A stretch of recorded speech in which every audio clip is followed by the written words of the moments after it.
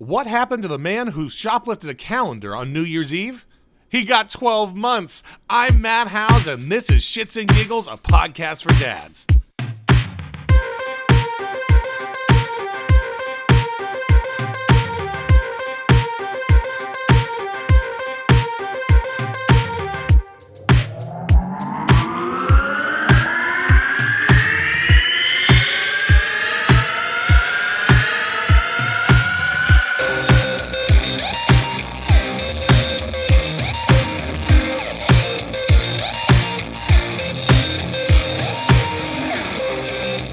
Hey there, hi there, happy New Year's Eve there, winners. Welcome back to another wonderful, wonderful episode of Shits and Giggles, a podcast for dads. Yes, happy New Year, the happiest of New Year's. Let us put it behind us, 2019, and look forward to 2020. I'm Matt Howes, the dropping ball of New Year's for you, the dropping ball of fatherhood, here to help usher in a wonderful, wonderful new year of dadliness. So here we are again for the first time on our New Year's episode. It's going to be spectacular. We are going to be interviewing the one and only Pedro Taveras Jr., of Hard Hats and Bibs, our sponsor for the Dadly News. That's a great one. We're going to talk about parental equality, parental rights, non-custodial parents, all kinds of fun stuff that's very interesting. He is very informed, and so I can't wait to get to that to you. We're going to do a couple of regular things, and then we're going to wrap up the normal way, but we got that wonderful interview. Before we do anything, though, we should probably just star-spangled ring in. We should just pull the popper of a little bit of advice.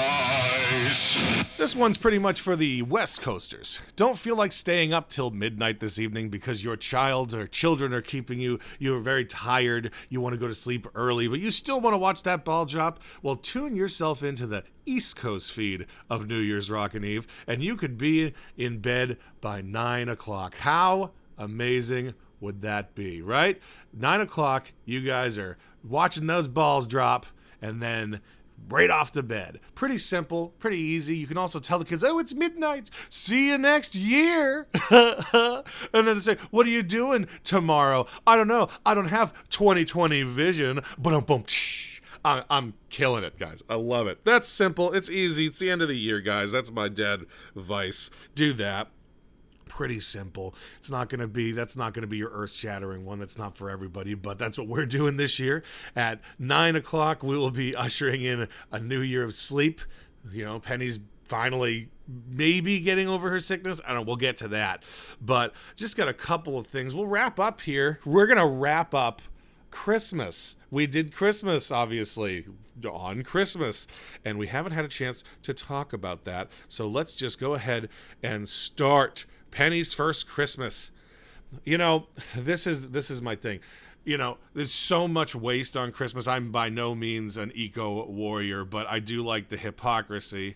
Okay, millions of packages and paper, billions of packages and paper every year gets created just for one day to be ripped apart and tossed away, and nobody bats an eye. One goddamn turtle gets a straw stuck in his nose, and everybody's losing their minds. I mean, come on. Like, we had to have 3 separate pickups at our dumpster at our apartment complex just to get rid of all the shit, paper, boxes, blah, blah, blah. And it's so interesting to me just where people decide to put, we'll get rid of the straws, but keep the wrapping paper industry going good. That's just my observation. I'm sure you've all felt the same way.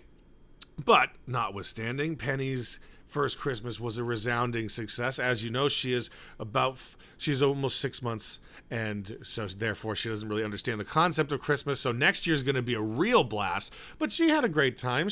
We'd have her rip the presents. She crinkled the paper. She loved it. But again, she's not even 6 months yet. She doesn't know what's going on. So we got some nice pictures, but for the most part, she was either sleeping or eating or just playing with whatever. She loved the toys. She got a lot of those tactile toys with the crinkly paper, which a huge hit. Dads out there, good at around this age, all they want to do is feel that sensation. Penny will be grabbing and like kind of crinkling her hands on anything, and she likes to hear the noise of her nails going against that. So that's definitely a nice little tip of knowledge I can throw your way. And honestly, I mean, it was just a really great Christmas. She got a lot of love, and that's all that really matters. We, as I said, and this could subsequently be dad advice, we just wrapped a bunch of shit we got either at the baby shower or that we purchased for ourselves that was just early purchases that she's not old enough to use yet. We just wrapped them and gave them to her as presents again. You know, she's not going to be like, oh, I can't believe you didn't give me anything like cool for Christmas. I'm like, well, you know, you get everything you want for the most part. You'll be fine. But next year she'll be, you know, sitting up, probably crawling around, maybe even walking, hopefully talking, maybe applying for colleges. Who knows?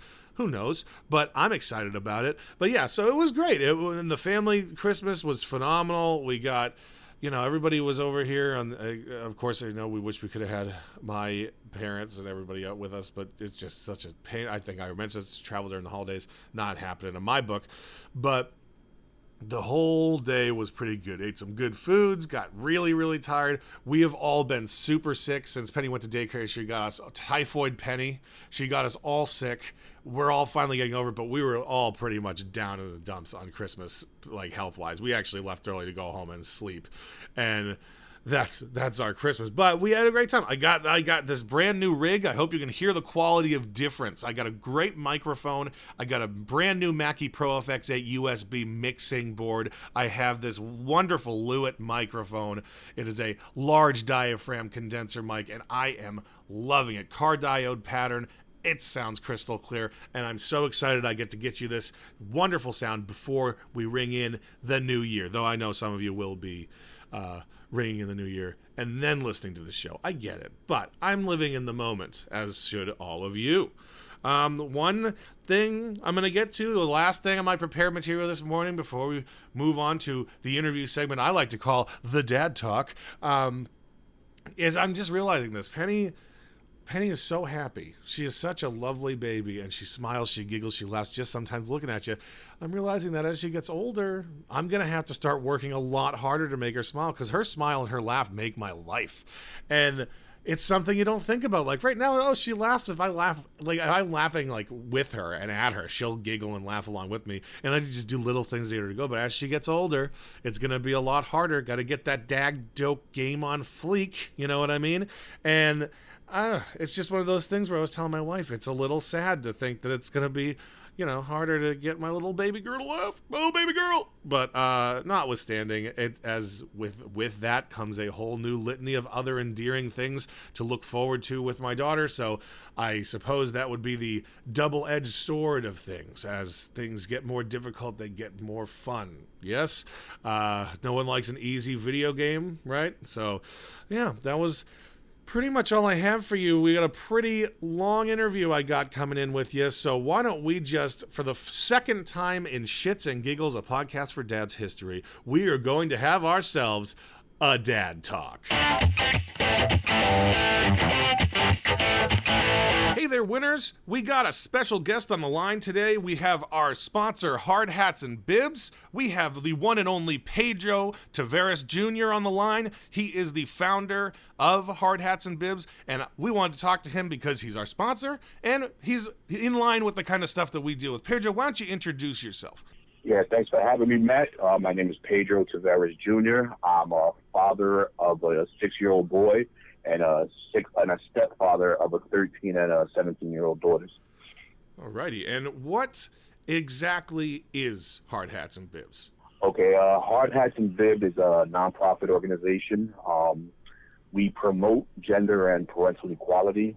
We show that it doesn't matter what sex you are, that the household, parental, and workforce responsibilities are being taken care of. We're trying to change the stigmas on how people view men as parental figures and women in traditional men workforce.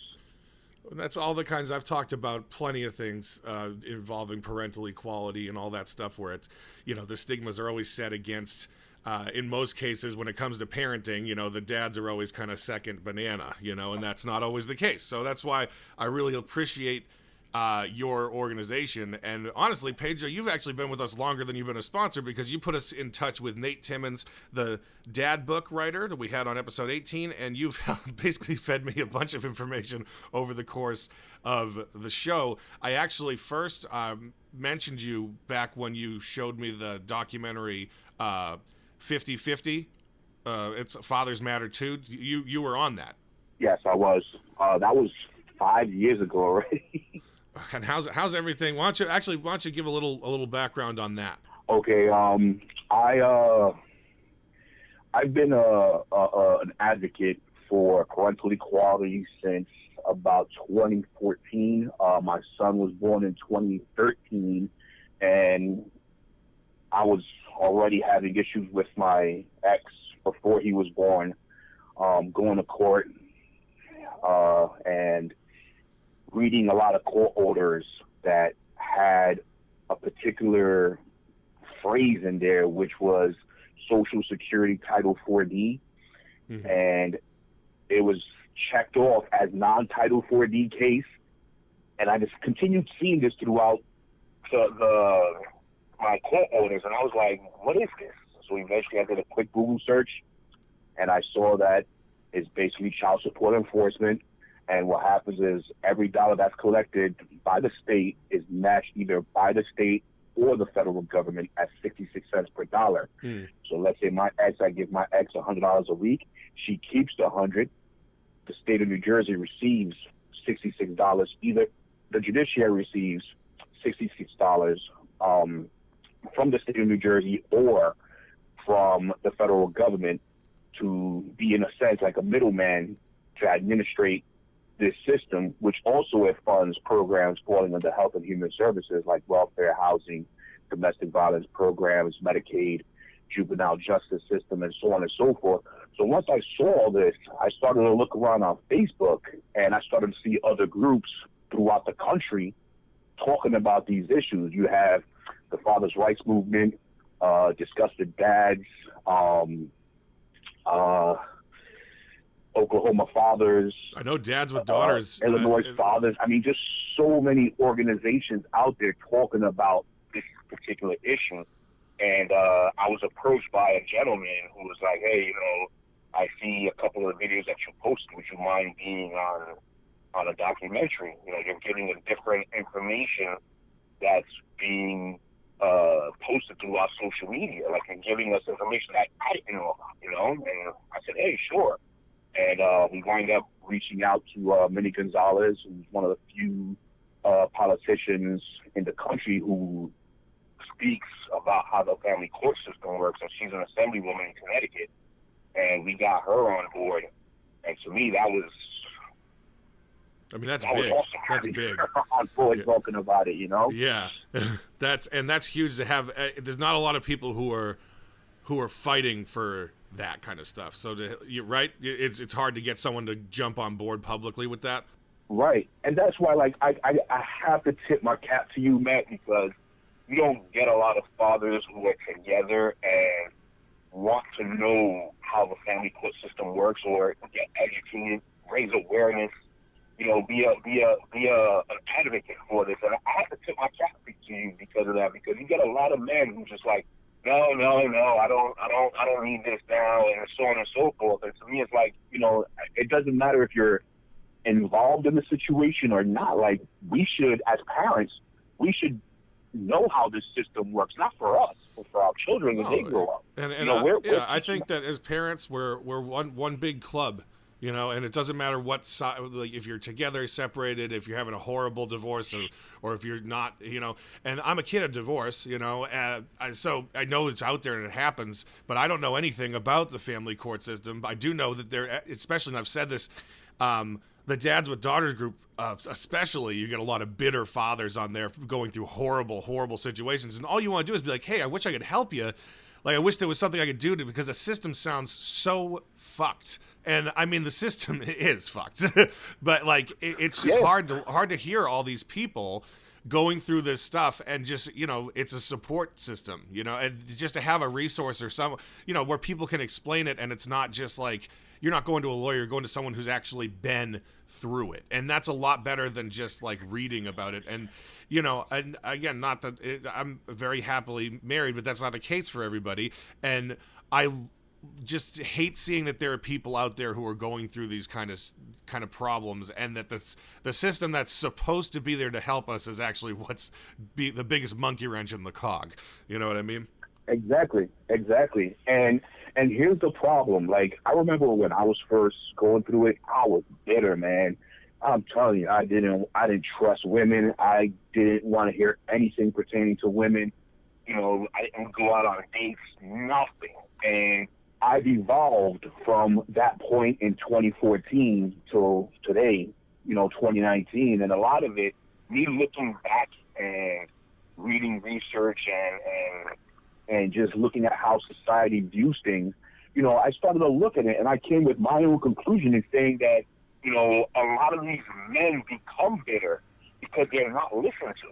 Yeah. You know, nobody takes this issue seriously. We're looking at it as a lot of men who lost everything, lost their children, or getting screwed over by the courts, that the courts are justifying their actions, you know, and these men aren't heard. So it creates like this misogynistic view or approach that it just turns everybody off. You know, yeah, and that's where those people who are like, oh, he's just a deadbeat dad, and it's not always that case. Maybe he's bitter, yes, but maybe he's also being withheld from his kids, and so he's angry. Exactly. And then, of course, you know, I'm not one for, you know, you always pay child support. Don't punish the kid for the whatever happened between you and your wife. That's my biggest thing. I think you've heard me say that. If you and your partner hate each other's guts, don't punish the kid because of it. But you know, it's just, I don't know, it blows my mind. Continue. Sorry. No, you brought up some good points, and you're absolutely right, man. Like, and everything that you just described is called parental alienation, which what happens is a parent keeps a child or brainwashes a child against the other parent. Yes. And, you know, it creates now a disgust between that child towards the other parent, you know, and at the end it's child abuse. But right now, yeah, but it's not considered child abuse. Yeah, that's the worst. Right, and to me, my theory behind it is that because Social Security Title 4D also funds child services, it's now a conflict of interest. So they're not going to list parental alienation as a form of child abuse, because now they're not going to get funded. Because the minute that there's statutes and or laws out there showing that parental and research showing that parental alienation is a form of child abuse, a lot of these custody cases will be flipped, so they're not going to get funded. No, it's like how I always liken stuff like this to the tobacco industry. They sell cigarettes and then they tax the shit out of the cigarettes, and the taxes for the cigarettes go to fund the truth campaigns to stop smoking. So they literally get you going in and get you going out the door, but you can't have one without the other. And in that, exactly, yeah. So in this situation, just it's I hate that it has to. I get that these agencies need funding.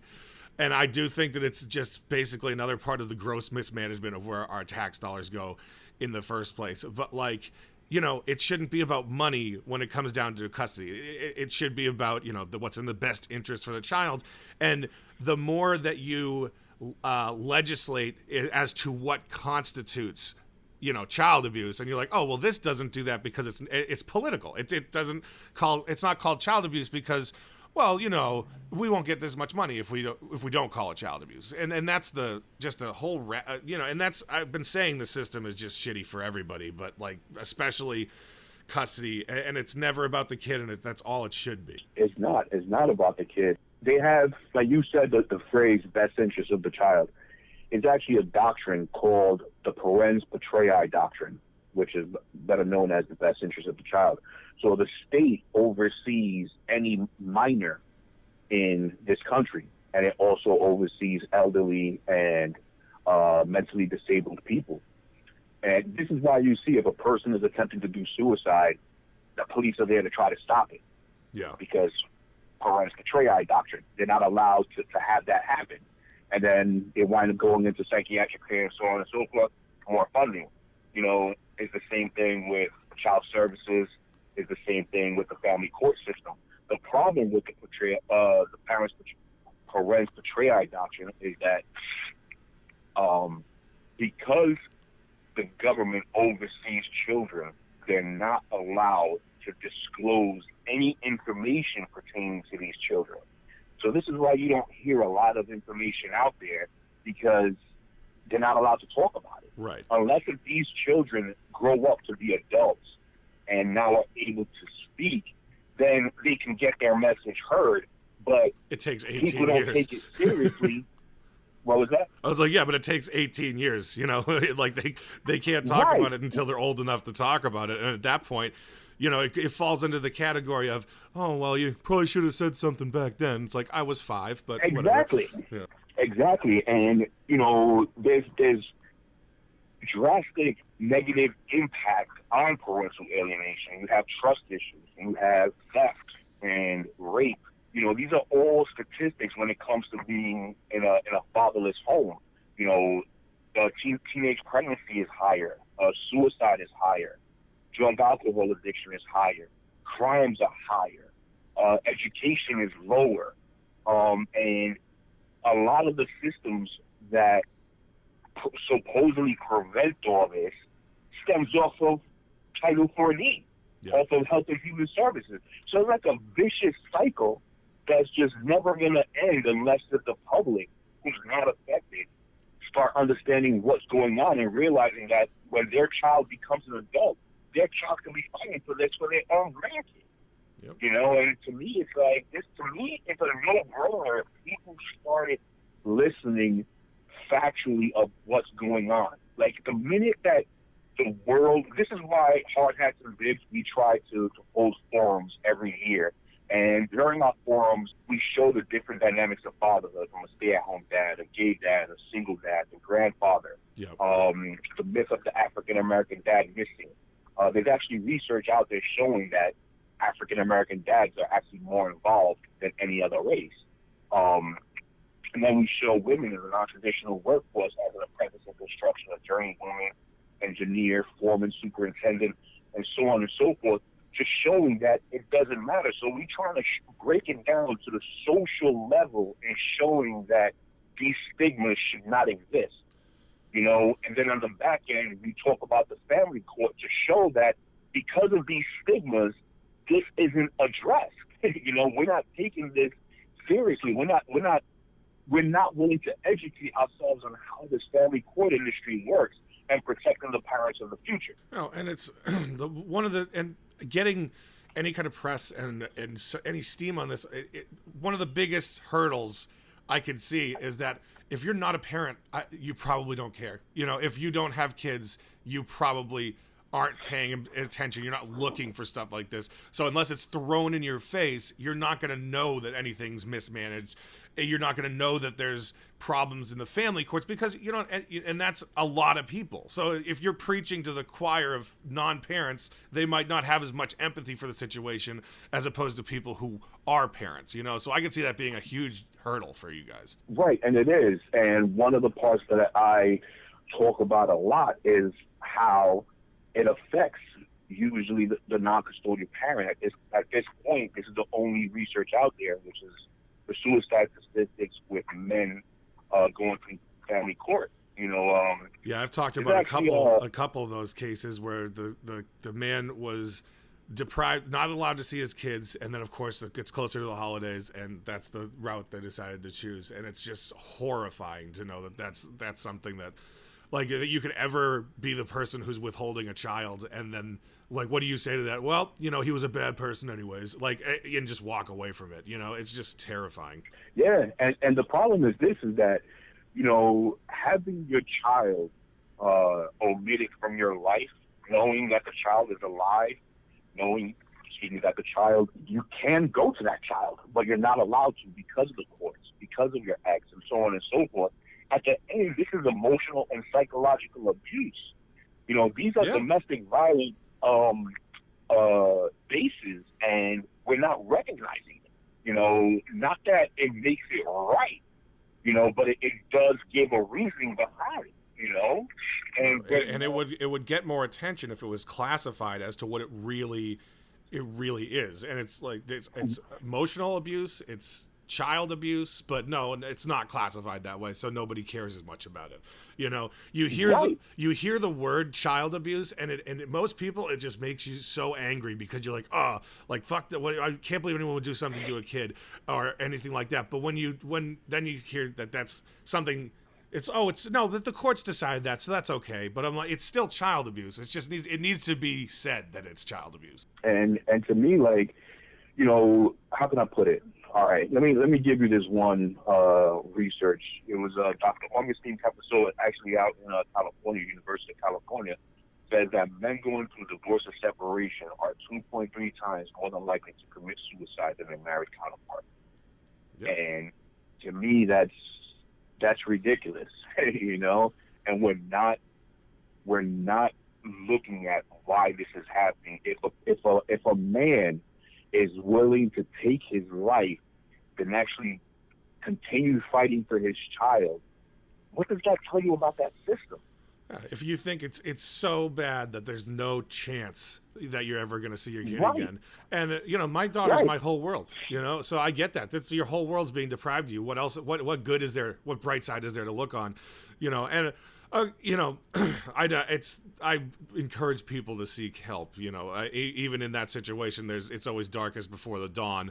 But I wish there was a way you could just be like, you want to say, hey, it gets better. But you can't say that. Absolutely.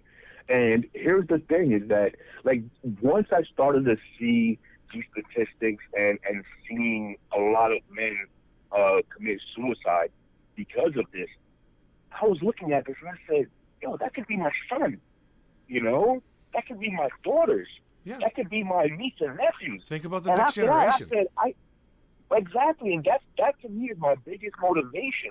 That to me, I look at it, if I don't speak about this, if I don't get involved about this, I failed as a parent because I have this useful information to change something that's going to affect my son, my daughters, my niece and nephews. Yeah, and it's to me, irresponsible not to try and do something about the system. Exactly. Yeah, and it just I and that's the thing. At first I started this show literally just to. It was almost like a week-to-week diary of my frustrations, and you see over the course of the time, it's become a lot more. I've gotten a lot of followers. We've been having a really good time, and I've changed the show a little by little. But one thing I've stood on since like the first episode is just your life becomes about your children after you have them, and that's it. It's forever. Even when they're old, it's still about them, and to do anything that you think you're throwing knives at a spouse, but you're actually, the kid is being used as a shield for those knives, and they're taking all the damage. Because if you're in such a shitty situation, no matter what you do, it's not going to make the other person really change their opinion. It's only going to make you both look bitter. But your kid is going to sit there and watch that. My parents divorced when I was young. It wasn't a horrible divorce. They were very amicable to each other. I don't know the super specific behind closed door stuff because I was very young, but I know that they weren't constantly shit talking each other to us, like us as kids. I get to see my father whenever I wanted to see my father. We lived with my mother, and it was just like, but I've also known people, there are people in my life who have had the exact opposite. They've been poisoned against they may have had a shitty parent that wasn't in their life. They may have not been a great person, but you're supposed to not be the one who tells them that. If they're really an awful, let the kid find that out on their own, and it's just, it kills me because, I've seen divorce. I've seen it. A lot of my friends came from divorce, and it's not the end of the world. People can be amicable because it's about the kids, and no one treats it like it's about the kids. It's selfish, But what else do we have? So what have you guys done?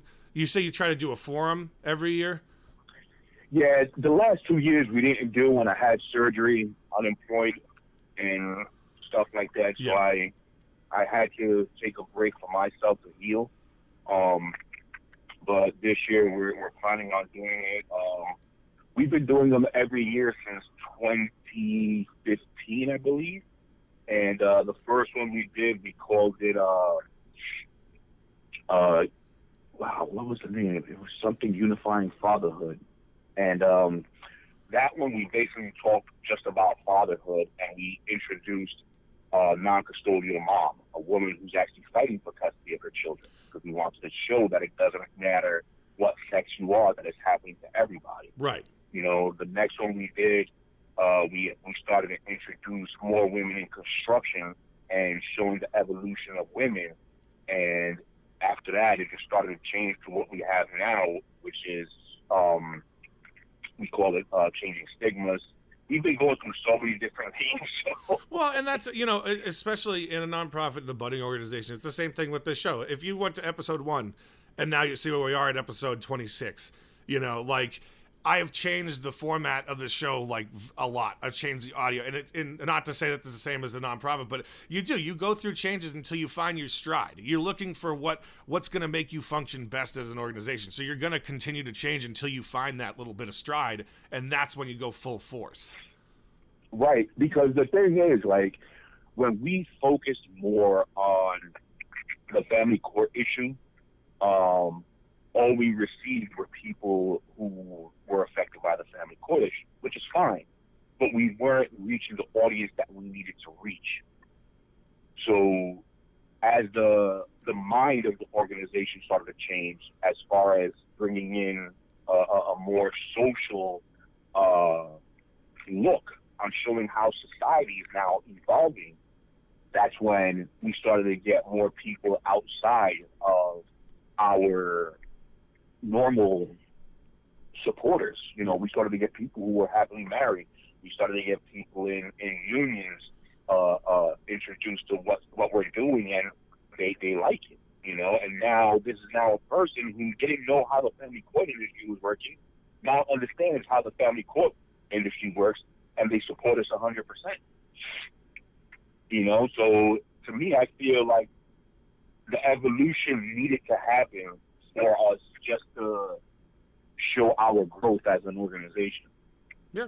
And that's the thing. It's like I said, it's going to evolve, and it's probably going to continue. You know, as you grow, it's going to change, and that's every organization, everything. As you get bigger, and you know, it starts to take on its own kind of legs to run with. And I love that. That people are starting to care about stuff like this more, like when they're not, like you said, how you know, happily married people are still interested in the system. You know, like me, I'm very interested to see that the kids in every situation, I don't care who you are or what you did, are always the first top priority. And that's literally like I'll stand on that soapbox till the day I die. Right. Yeah. Like, let me talk about this quick. Yeah. It's called unethical adoption. I've never encountered this, but there's a lot of states that have zero protection on unethical adoptions. And I know on social media you see a lot of these adult children holding up signs saying, "Hey, you know, I was adopted. My birth parent is X, Y, and Z. Oh yes, I've seen those. Hospital and so on and so forth." And a lot of the times they're looking for the mom, which I get because she's usually the one on the birth certificate. You know, sometimes you'll see it where they're looking for the dad. And what happens is that because unmarried fathers have zero rights of their children, a mom can go to a safe haven at a police station, hospital, or a fire station and just drop off the child and nothing happens. Yeah. You know, they'll put the child up for adoption. There's no notification out to the father. And to me, that's bullshit. If that had happened to me, dude, like you know, because my wife and I, because, you know, I'll go over a lot of topics for the show, so I'll bounce them off of her. And I oftentimes talk about stuff like that. I'm like, if you would ever drop my kid off without telling me, I'm like, I don't care what just give me the kid if you don't want it. Like, that's fine, but don't just get rid of it. And, you know, I understand traditional adoption. You know, you've decided you don't want the kid put up for adoption. I don't understand that because as a parent, I would never want to give my kid up, but I do understand that people do that.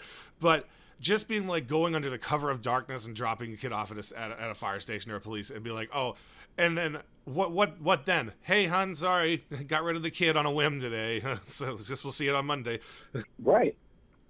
Yeah. And then what happens is that child is put up for adoption, there's no notification back to the dad. Nope. With unethical adoptions, with putative father registries, which a lot of states are starting to have, the minute that a father knows that he has a child or potential to have a child, he goes to his Health and Human Services Department, signs a putative father registry form, puts the mom's name on there, lists more or less when they had sex. So like that, when her name pops up that she's trying to give up the child for adoption, he's immediately called. Right. Now he has to go in, put in a DNA test, and see if that is his child or not. Yeah, which I mean, that's fine. You know. Right. But unfortunately, it's not even a perfect system. I mean, don't get me wrong. I'm glad that it's out there for some states, but on a national level, like, no, it's not happening on a national level. Here in New Jersey, you don't have that protection. No, I don't know if they have that in California. I didn't have to do anything when but I was there with the birth certificate, I guess, but I've never even heard of that system. You know what I mean? Right. Like, people don't know about this. And here's the thing, like, so many times people look at this family court issue as a father's rights issue, or MRA, men's rights activists, and so on and so forth. To me, I look at MRA or men's rights. I don't like that term, because to me, as a man, like, we were born with rights. Women had to fight for their rights to vote, to be considered equal, to work, and so on and so forth. And they're continuing today on some sexual reproductive systems. And to me, I don't like the term men's rights activists or men's rights movement. You know, do we have issues? Absolutely. You know, men and women have different issues. But the problem is this, is that because of the term men's rights activists, it just sounds misleading. Well, you yeah, know? it sounds misleading. Yeah, I agree. Yeah.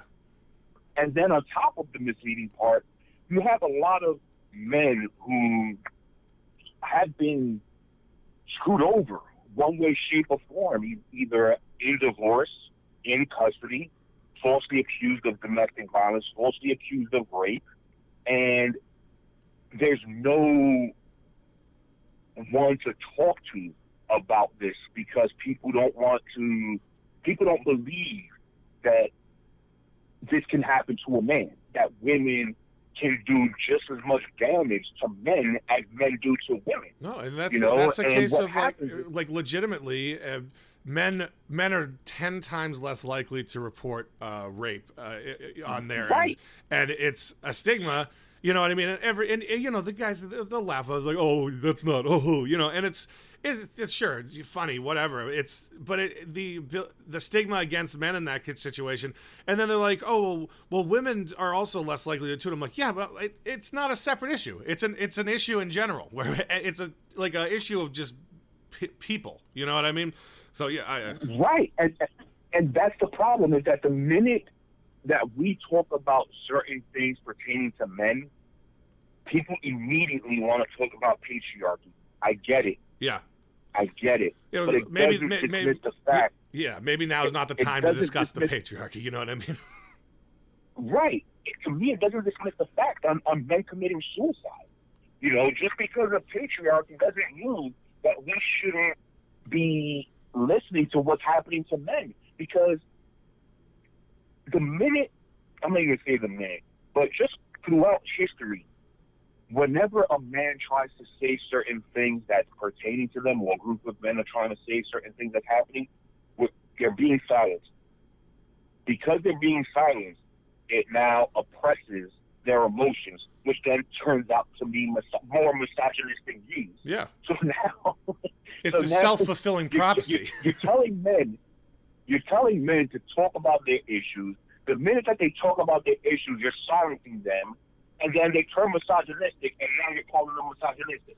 So which one is it? No, and that's the thing. Well, because look, there's a bunch of things you can argue for, you know, when it comes to men. Because yes, you're saying men's rights, like, well, men have rights. So it's like, okay, that's not what we're talking about. I'm like, I want to be able to say something to you without you saying, okay, let's not talk about that. Let's talk about all the other stupid things that we're mad at you for. No, I want to talk about this issue, then we can argue about those issues. But everybody always is just like, it's the same thing with a lot of political conversations. They'll say, this is what I want to talk about. And instead of talking about what they want to actually discuss, all these other things, examples get thrown out about why they're all idiots and blah, blah, blah, blah, and then never get to the actual problem that they wanted to discuss. And that's literally the issue that we're dealing with a lot today. Yeah, absolutely, man. It's like nobody wants to talk and understand the other person's point of view. And I'll say this even with racism. You know, with racism, I've witnessed certain how can I put it? Acts, let's call it. You know, on the job site, they wind up having a noose hanging, and it said hand all N-words. And to me, I was like, yo, this is disgusting. You know, I get the outrage behind it. You know, and I remember this one gentleman coming in and saying, oh, why is everything a race baiting? And I'm like, dude, like, this is what's happening. Like, how you don't see it, you know? Yeah. No, and then having a conversation with him outside of that, we basically came down to the root of why he felt like that. Yeah. And him growing up in a predominantly urban area in Brooklyn, you know, being a white American boy, light-skinned with blue eyes, he was being called racial slurs. And because people weren't hearing him, now all of a sudden his anger went to fuck racism. You know? And people nobody heard me. Yeah. Go ahead. So if somebody's going to call anything out racism, it's bullshit, which I get his point of view. You know, it's not right. But because we suppressed his situation, didn't listen to his situation, it turned negative.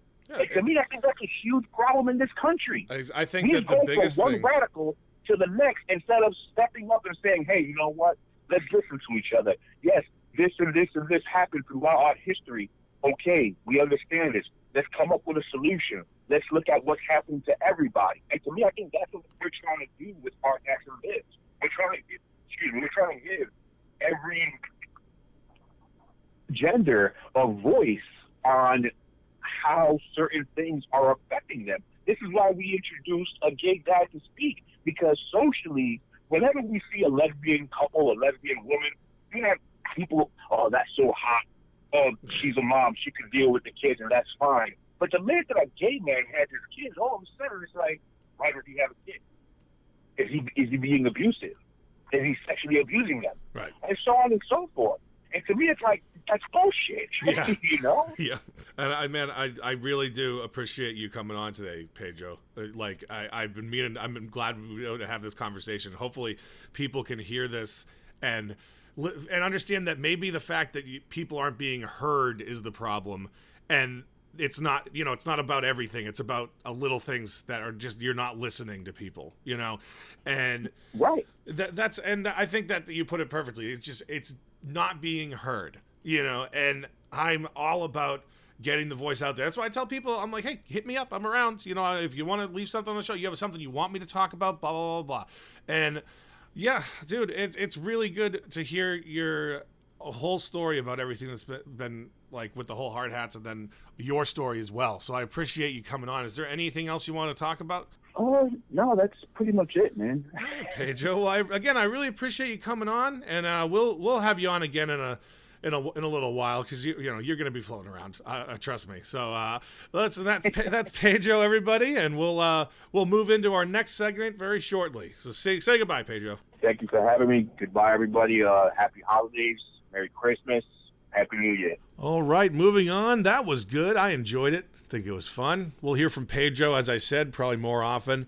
When we especially if he starts getting some more stuff going with those forums, that would be great. But hey, how about we slide back into those DMs of a little segment I like to call the Dadly News.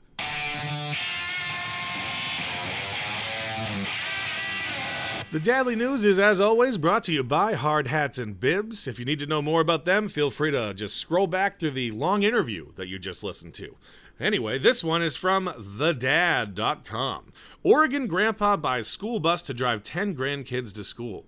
One of the joys of being a grandparent is spending time with your grandkids. One of the joys of having your parents in your life when you become a parent yourself is having them around to help, especially since grandparents will basically do anything just to interact with them, even if it means handling some of the least sexy responsibilities. Don't know why they had to say sexy responsibilities, but okay. Like taking the kids to school, which is often a logistical nightmare. And that's before you even factor in finding their shoes. One grandfather in Oregon showed just how dedicated he is to his grandkids when he decided that he was going to take them all to school himself in their very own school bus. On Christmas morning, Doug Hayes gifted his 10 grandkids with a yellow school bus with Grandfather Express written on the side and told them that he will bring them to school every morning. So far, only 5 of the kids need the bus. They go to a small private school without buses of its own, and the other 5 are still too young to attend. But next year, 2 more will hop on. Doug told Fox 8 that he got the idea when his wife asked him about his goals. He told her it would be the most fulfilling thing to take the grandkids to school in the morning. Together, they searched for a way to make that happen, and eventually happened upon the perfect bus for the job, one that was already decorated for kids. It's primarily about getting to spend a few minutes with them every single morning, Hayes says. They'll take their first ride on the Grandfather Express the day back from winter break. How about that? That's pretty cool, huh? I mean, I've been rounding it out with a nice article as opposed to our, darker articles, because it's the end of the year. We want to look forward to the new fun things that are happening. I thought that was a very endearing article, thinking about how fun that would be, especially, of course, not being a grandfather myself, knowing how much my parents and Sarah's parents love spending time around the kids. That is so something that I know that if I was able to do becoming a grandparent, I would do the same thing. So I hope that brought a little bit of a smile to your face. I hope that rounds out a little bit of a fun, dadly news new year. I'm very, very happy to be here with you guys, and I think we'll just keep on going. I think the show's doing great. So before we finish, we got to, of course, get to everyone's favorite segment of development.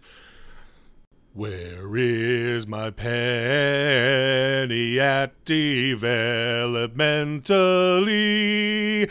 Oh, where is my penny at developmentally? Aside from bringing about the second recurrence of the Black Plague, my lovely Penny has been phenomenal. She's sitting up on her own now. She's grabbing for things, bottles and stuff like that. But she has been a stuffed crust pizza of boogers, I will tell you. Not a delicious one, like a bad one, anchovies and olives perhaps, but still. And she is just learning, and you can tell she's loving it. She is forming in that large, oversized head of hers that I can't fit her through some of those clothes. She has the inner machinations of a genius, I believe. But yeah, she's sitting up on her own. She loves it. That's her comfortable position. I've mentioned that before. She's at daycare, and they're having her sit. They used to have her in like the boppy pillow. Now they have her literally just sitting on her own. She's not like in the crib right now. We have to go back to the sleep sack. That's a constricting one. That's kind of unfortunately, I don't know about where we're going to be at for the long term, but she's in the tight sleep sack, and it's helped her sleep last night, but it's hit or miss. Sometimes she just freaks out, and again, the sleep has not been great lately. Can't mention it enough. But I'm not gonna, right now we're not doing the fuss it out method just yet. We're gonna get there soon, I'm sure. But I read this varying degrees of thought on that. Some say that it's good, some say that it's bad, and I say that I can't stand to hear my little darling cry. So right now that's where I'm gonna be. I know things will change, but that's mostly the gist of it. This has been a whirlwind fun episode. I do have bonus content for you people. So when I first decided to do this show, I put Penny to bed one night. It was about 10, and I was exhausted and trying to be quiet, and I decided to try to record the first episode while everyone was asleep. So you are going to get the cut together first episode that when I woke up in the morning said was such shit that I had to completely redo the next day, and you will tell there's such a lack of energy. And you can tell I'm trying to be quiet. It's going to be after the disclaimer at the end, so stick around all through the whole disclaimer. And then you're going to get a nice, I believe it's 7 minutes it's the first episode, and I thought that 7 minutes was going to be gold when I recorded it. And I was like, hey, man, we're just going to try and get this stuff going. It's going to be great. It's going to be great. So I really want you guys to sit through and listen to that. From my family to yours, a happy new year, safe new year. If you don't have to drive, don't. Honestly, if you can stay somewhere, because you don't want Uber drivers getting into trouble either. But I just want to say that I know we haven't been doing this for a full year, but this year, starting in July, we'll say. So this podcast, since I started it, has been such a great outlet for me.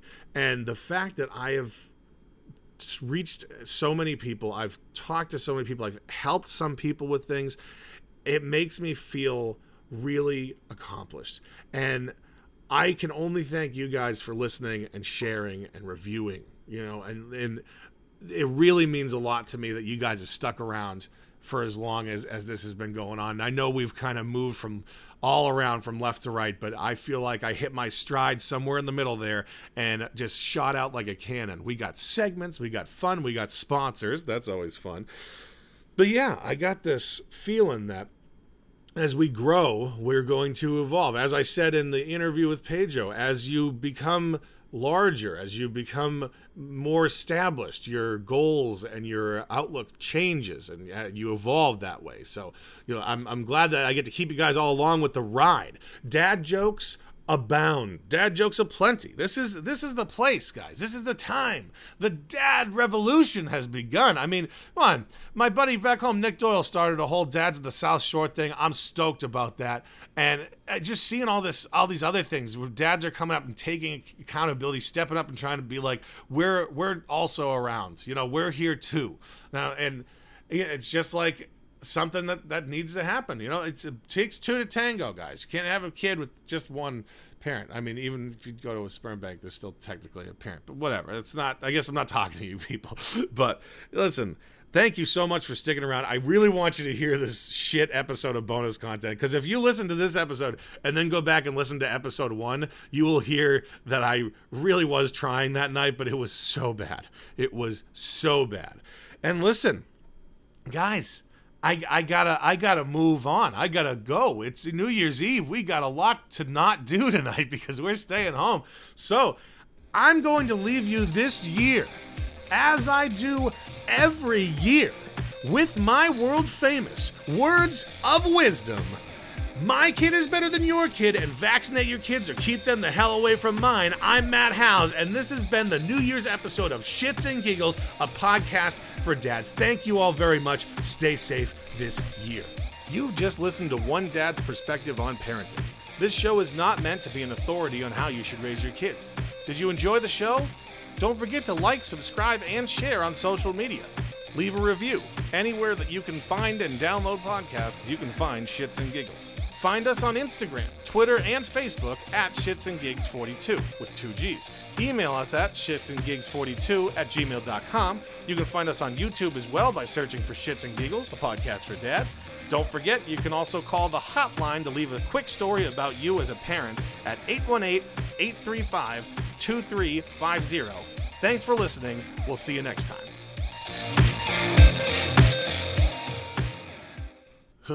Here it comes. Here's the bonus episode. Don't get your hopes up. It's so low energy.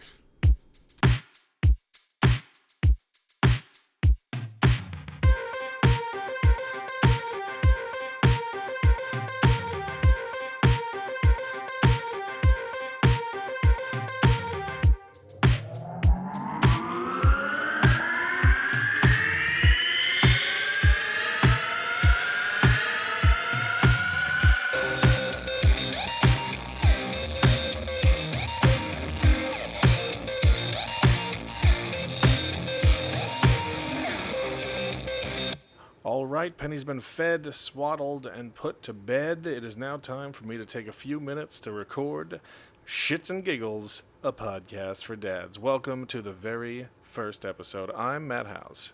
The reason I'm recording this podcast is because when I was first found out... The reason I'm recording this podcast is because when I first found out that my wife was pregnant... We'd gone through a lot of different things, but we didn't find a whole lot of stuff for dads. Lots of shit for moms, not a whole lot of stuff for dads, and I feel like there's a lot of because dads don't really want to ask questions and shit like that, but like you know, we really do. Mostly, we just hold it in.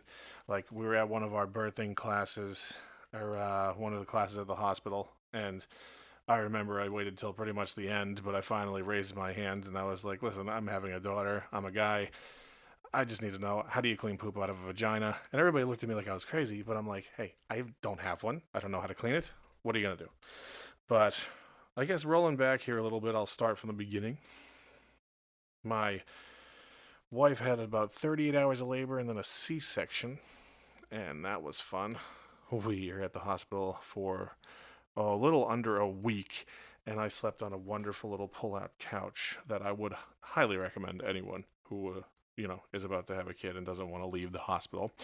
Um, she was eventually given these meds that were supposed to induce labor, and it just caused a whole shit ton of problems.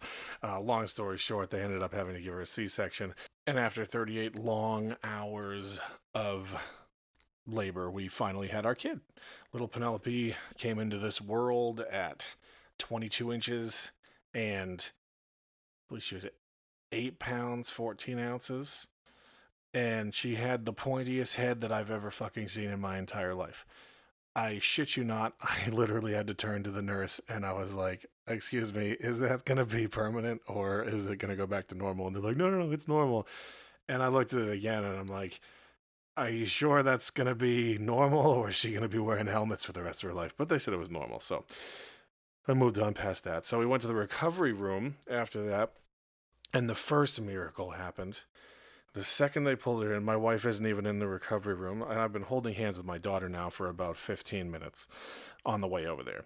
And the second we get her under those warm lights, and they're like, "Oh, you should change your diaper. Let's get used to it." I open it up, and out oozes the black tar of life. This kid shit the most smelliest, stickiest black ooze I have ever seen in my entire life. And it was haunting to this day, but it was a miracle. She's using her body. It's amazing. But wow, and my wife wasn't even in there yet, so the nurse just signaled, "Well, this is how you do it." So she showed me how to wipe it up, and it was really tar, like black tar. I don't know, like coming out of her. It was really fucked up. If you've had a kid, you know exactly what I'm talking about. It's the macronin or whatever, the shit that's in there in her body. But Christ, that's the first time you see that. It is a sight to behold. But my wife eventually got rolled in, and we all spent some skin to skin time with little Penny, and were eventually allowed to move to our suite that we had in the hospital, our private villa, if you will, with a bathroom that had I'm pretty sure there was a water stain that was in there the entire time, and it smelled really bad. But what are you gonna do? It really could have been worse, I suppose. But we were in the hospital for a few days, and with the wonderful lack of sleep you're getting, I stayed the entire time sans. I left every once in a while. Every morning I would go and get coffee and donuts. I'd bring donuts to the nurse's staff, and just because I'm like, "Thank you for this," because obviously, in my head, I'm the only one that's ever had a kid, so I'm like, "Thank you for putting up with all of our requests." But no, it was a good time there. They were all pretty nice, but I mean, going through the whole, labor and then C-section horseshit was, it could have just been, we really definitely were asking for the C-section a lot earlier than hour 38, I'll tell you that. Another weird fucking thing that it blows me away that no one is weirded out by this as much as me. I haven't met a single person, and I have met several new fathers recently, is the umbilical cord. Okay, I cut the cord when it comes out, and first off, it was definitely a different texture than I expected. Another thing that if you're a new father, I don't know what you're going to expect. I don't think there's any way to really prepare you for it, but it definitely wasn't the texture I thought it was going to be. But hey, that's neither here nor there. They don't tell you, or I guess they do. I guess I didn't look hard enough, or it's because there weren't enough father resources. It was just a bunch of mommy groups who are all about, "I want to name my kid Apple. I want to name my kid, some weird fucking name because I'm a weirdo." And daddy groups would probably be I wanted him to keep Michelob or Coors Light, but whatever. But what I didn't know was that this fucking umbilical cord slowly rots off your child's body for 2 weeks. And it probably was the weirdest. I sat through my wife getting like worked on the operating table and this horrible labor. But this umbilical cord really fucked with my head. And finally, luckily, down the line it came off, but note to anyone, it is okay to be grossed out because it fucking is. It's weird. It's just a part of your body rotting off. But you're like, oh no, it's part of the miracle of life. I'm like, the miracle of life was all the other nonsense that came up to this, which was great. And this is just like The Walking Dead, just right at the beginning. Like when the little parts start running. It's just whatever. I can't even talk about it. But when we were in the hospital still. Let me get back to that. The daughter was not eating very much, but she was sucking a lot. And, it was getting to the point, she was getting hiccups all the time, which really bothered me still right now. But she was getting hiccups. And finally they asked us, you want to do a lavage? Which is they basically pump her stomach, and they say you start fresh. So after not getting her fed for a pretty long time, we were like, sure, do it. And they came back and they were like, so we're glad we did this. I guess a newborn stomach has about 9 ounces in it, like about to fill. Like it can only hold about 9 ounces. And her stomach had about 14 ounces of air plus like 6 ounces of Macronin. And they pumped it out. So she was just distended, her stomach, I guess. But it didn't look that way. And they said the second they pulled that out, she shot this shotgun level black shit all over the place. And they were like, we had to jump out of the way. And I was like, okay, she's for sure my daughter. Definitely my daughter. But so I basically came up with the idea for this because, again, as I said before, there's not a whole lot of resources for dads to ask questions or to hear about people talking about the weird shit that nobody really wants to talk about. And I plan to be a weekly, semi-weekly, bi-weekly, whenever the fuck I want, weekly podcast to talk about some of these weird fucking things and to just kind of give people a place to ask questions to me. I have obviously the most experienced person to get those questions from. As I am a brand new parent, I know everything there is to know. I read a couple chapters of a book once, and I have a daughter, so okay, there you go. And worst case scenario, you just get to hear some fun stories about me, my wife and daughter, and all the shit that we'll be getting up to. So I'm really tired right now, and I plan on doing a little bit more structure in future episodes, but I wanted to get something posted as quickly as I could because I just think this could be a good idea. Who knows? But we're going to find out together. And as of right now, I got nothing else to say. I'll hopefully see you in a couple days, a week. Who knows? But thanks for listening to Shits and Giggles, a podcast for dads.